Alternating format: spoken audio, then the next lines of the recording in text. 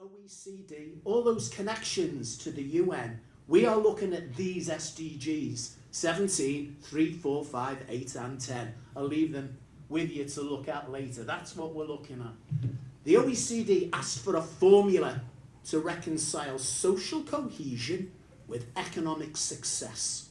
A formula was sought for decades. There isn't one that I've seen. Liverpool received enormous amounts of Objective 1 money. Do you remember that?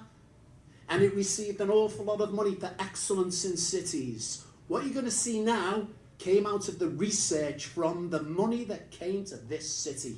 I argue not enough time was put into inclusion and not enough time was put into social enterprise, into the people, and not enough focus was given to the intermediary agencies, those that are of relevance to the children themselves, and definitely not enough inclusion. What you see now came out of the research that failed to embed in communities. Visually impaired young people have embedded their work across this city and in 20 other countries. I'm going to give you a little snapshot of the past, something that's happening right now, actually in Tanzania as we speak, and some future thinking that we can collaborate on. Okay, the formula. Social human capital. Social capital, we know what that is. It is measurable in terms of lower crime, better health, increased employment. That's social capital theory. There's different types. There is bridging, which is lovely to see this conference based on bridging social capital. People working with each other. There's also linking social, there's bonding capital. It's not a negative force. I'm focusing on this. Bonding, linking social capital. That's what I'd like to focus on. And the links are this, us. Linking theory, when individuals and groups of people work with people of influence. I want blind children and visually impaired children to work with you, the influencers, in the projects I'm going to share in a moment.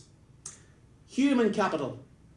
Individual children's strengths. I'll tell you something, I have met that many visually impaired children who are super creative but do not get the opportunities. Fact, visually impaired blind children are registered in global research as the biggest untapped workforce on the planet. What is there for them? Something's not working if 85% of UK kids aren't finding employment. Would you agree? Social capital with human capital. Plus a really important point. Reverse inclusion. What's that? Instead of a blind child being led, the poor blind boy, if you know the poem. Blind children lead sighted children in projects. They lead the projects. What you see is an incredible rise in confidence. The creative minds and opportunities that open up when you give reverse inclusion are limitless. It's the stuff of the great late Sir Ken Robinson in creativity terms. Reverse inclusion, service learning. When you embed volunteerism of a particular type, I know this type, it's called service learning. I introduced it to Liverpool Hope University because I used to be the senior lecturer in PE. I'm going to be putting that strand in here in a minute. When you give children opportunities to work alongside volunteers from universities, volunteer teachers. Oh, is it me moving too much? Oh, no, we'll come to that in a minute. When you give opportunities for design engineer students, teacher students to work alongside visually impaired young people, the creative buzz is amazing. We okay? Yes. Service learning. It's important. Liverpool Hope University published through a Monsignor John Devine, Faith Volunteering in the Northwest of England. The Northwest Development Agency published that. It's a unique piece. The value of volunteerism from faith groups in this city is super powerful to the economy. And I'd like to talk about that at length another time. Plus creativity. Creativity, what I mean is children with visual impairments who have strengths in these following areas: music, art, dance, drama, sport, shed loads of ICT and the environment, are great opportunities to give them the skills and the strengths from which innovation spin-offs flourish. I'm going to talk about that in a moment.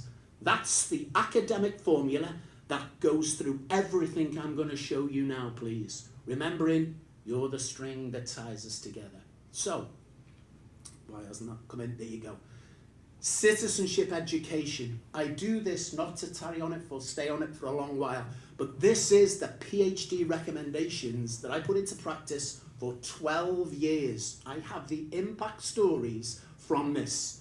When music and art and dance and drama and sport projects are developed with children who are blind leading those creative opportunities alongside volunteers, magical things happen. You notice here 2014. This is citizenship education at its best. I was given the opportunity to present what I was going to do at Liverpool International Business Festival. Thank you, Gary Miller. And we shared a message. Guess what, everybody? We're going to get off now and we're going to show you what this does. I'm going to show you what it did. Here we go. At the moment, we are endorsed by Liverpool City Council for a reason. I was sent to China by the task force. Gary, your name's come up all the time. With Gary Miller. We went to China and we also went to Indonesia. And I've sent friends and colleagues all over the world. Lovely to see. Alan went to Pakistan, India, Tanzania, Ethiopia, Rwanda, Tanzania, Malawi, Ethiopia, in the middle of the bush in South America.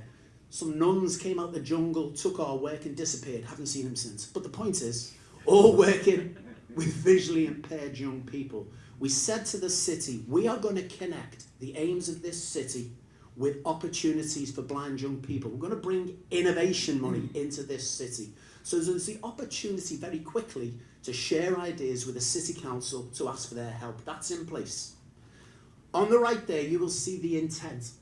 This is a mind map of the live projects that are ongoing right now.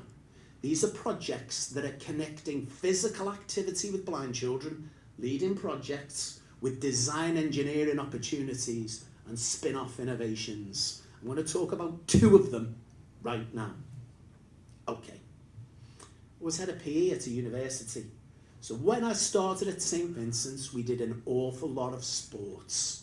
You know what? There's not much being developed for sports for the blind since a ball with a bell in it. And I came out the First World War, not a lot. So we played enormous amounts of sports with children, raised their confidence.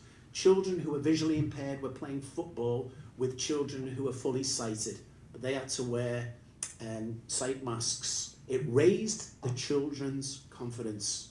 At that point, children, what would you design that could help you access sports? What would you design that could help you make friends? What would you come up with? The ideas are immense. Children come up with all sorts of ideas. Do you know what? We went to Liverpool John Moores University. Nice to see John Moores University here. And we said to the design engineers, can you make this? And the answer was, let's go and research it. There is an enormous amount of sports equipment designed by blind children right now with LGMU, including iRugby, would you believe? The children's ideas are super creative.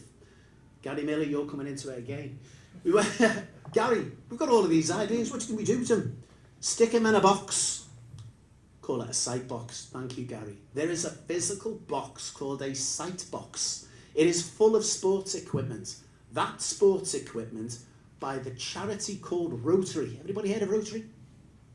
Richest charity on the planet outside the Catholic Church.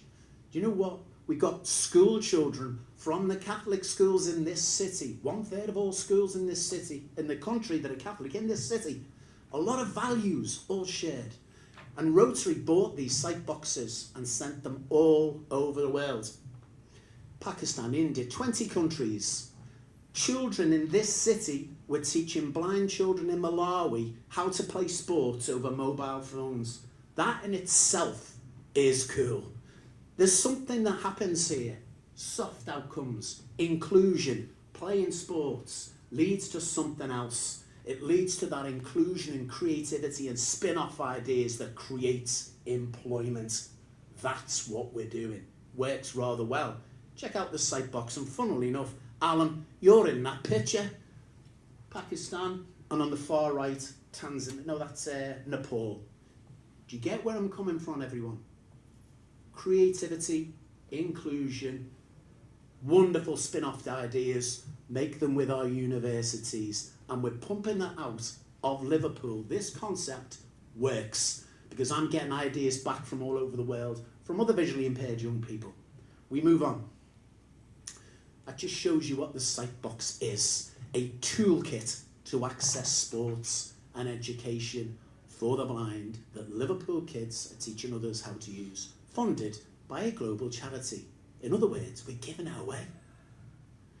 Here we go. There are 3 elements to what I'm going to show you now, because we're going to move on to something that's happening right now.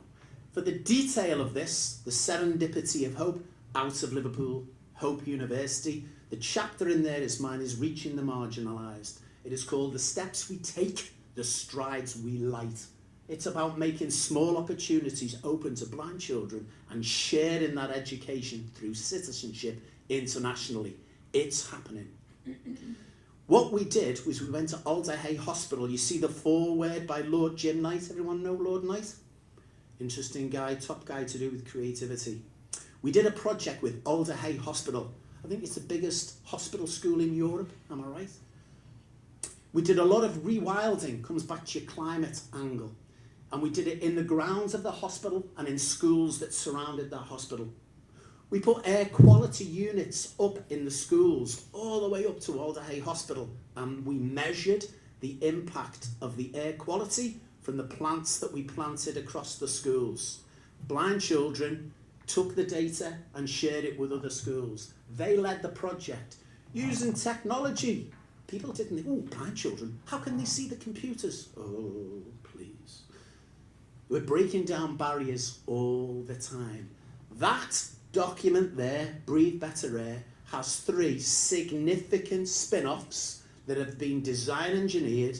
I had ex-army lads work on the electronics. We have spun off 3 major ideas for carbon capture in that document. Where do I take them? Where do I take these ideas? I believe that's where my friends and colleagues come in now. The ideas that we can share, the best practice ones we can generate. Far right, Warner Brothers. Anybody heard of Warner Brothers? Yeah, they heard what we were doing. So Warner Brothers came to this city and said, how can we help? They brought in their 5 top creatives from all over the world. And I said, we want to do something really crazy. We want to make a bench. We're going to call it the Climate Bench. We're going to stick it in Alderhay Hospital. And we're going to do a whole load of climate madness. And they said, you're on.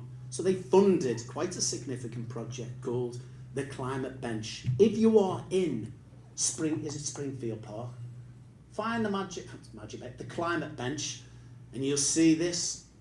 On that, there is a barcode. It links you to a website.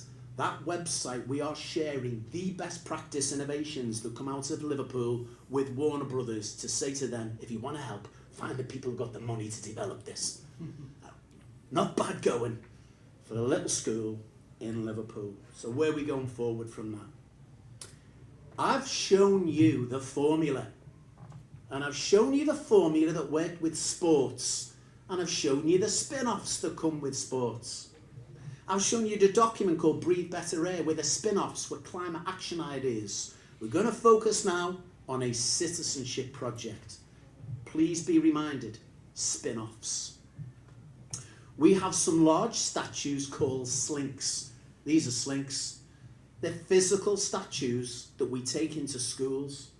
And the children don't expect them to be there. They're quite shocked. They're on the yard as they walk in. What's that like? All the teachers are in on it. And it was started at St. Vincent's in L1, just around the corner here. The children are invited to write a story. What message do the slinks bring? What do you think their message is? Children are coming up with the most creative ideas that you can imagine from what they think the slinks are. It's not sitting on its own. There are a number of projects that follow on from this. It's sustainable. The children write their stories. What they don't know is the end result, the celebration. Because I give every single school 1 pence. And visually impaired children in these schools lead the project. And it's for 1 pence, widow's mite. What are you going to do with your penny? Would you like to see the Slinks animation? And I'm looking for you to be super creative here. Okay. What do you think the message could be? The message to the children is, do you know what? And I'll have to do, my friend does impact in churches. Yeah. Blind Bartimaeus, blind Bart, he's waiting and he's waiting and he's shouting out, and they won't let it to say, oh no, you can't talk to Jesus, and he keeps shouting out, and Christ comes up to him and he goes, what is it you want? The point is, he did not presume the man wanted his sight back. I'm sure if it was a Scouser, yeah, lads, what do you think? The point is, he didn't presume. He gave that blind man voice and choice. That is the message. Give children with visual impairments opportunity, voice and choice, and the most creative opportunities to come up with ideas, because they do. And it's those ideas we capture and develop. There's a bit of a hidden story to it. Every school gets 1 penny. The Lions charity has funded 10 years of prescription sunglasses for children with albinism. Right now, there's a woman from the Archdiocese called Alison Burrows who is in Tanzania. She is locked down because of civil unrest. Makes you think, doesn't it? Angels fear to tread, Scousers will go. She's in Tanzania in a school. She's doing eye tests for 42 children and 2 staff to give them prescription sunglasses. The sight box, funded by the Rotary, is on its way there. So children with albinism can't go out in the sun very easily. People think they are vampires. There's a lot of cultural problems around it. Witch doctors are after them. The prescription glasses means they can go out in the day and absolutely change perceptions. That's step 1. Step 2 is they get a sight box so they can start educating other visually impaired children. Reverse inclusion. Not just the physical means, but the opportunity and the ideas to work with other children. You've got to look at a little other wheel with a wheel here. You've got Catholic children in schools collaborating, working with Muslim children in their schools to send those resources to children of all faiths and none. Liverpool is quite unique. That's the love, that's the bits of string that we can share between us. That actually is linking social capital at its best. So, I could show you the Lions clip, but how many minutes have we got left? Nothing. Okay, so, okay, well, we'll just take the extra time. The extra time. There is a whole world of children with visual impairments. This city has the opportunity to serve blind children around the world, giving them the sight box, the prescription glasses, and the innovation. Here are the key things that I need research and I need help on. We have an enrichment website backed by Warner Brothers that we're bringing all of the creative geniuses in this city together in one place. They are innovators galore. We are embedding service learning opportunities in universities. Hope University, I set it up. LGMU, I'd love to do something with LGMU. And I did this in UCLan University. You do competitions. It's service learning. It's not part of a program. It's volunteering. And people come up with brilliant ideas when they work together. I have money to develop a cerebral visual impairment diagnostic test. Anybody heard of CVI?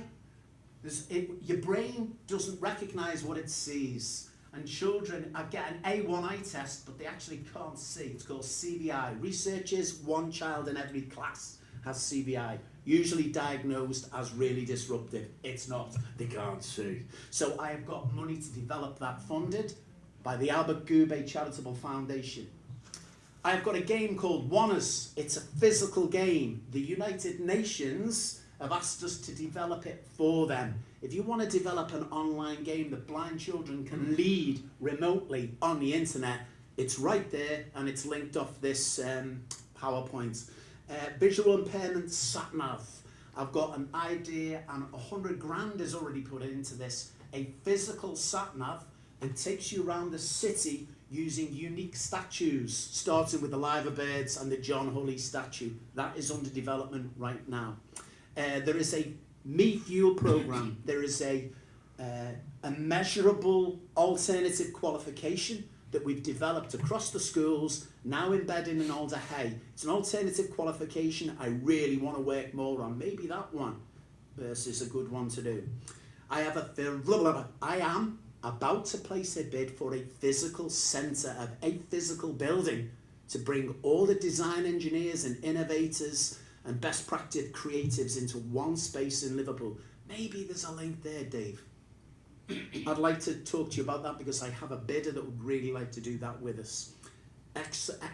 Actually, an enterprise village that gives immense opportunities to visually impaired children on a global scale, best practice taken. So, to end up, on this river here, Newton wrote a hymn, Amazing Grace, was blind but now I see, you know it.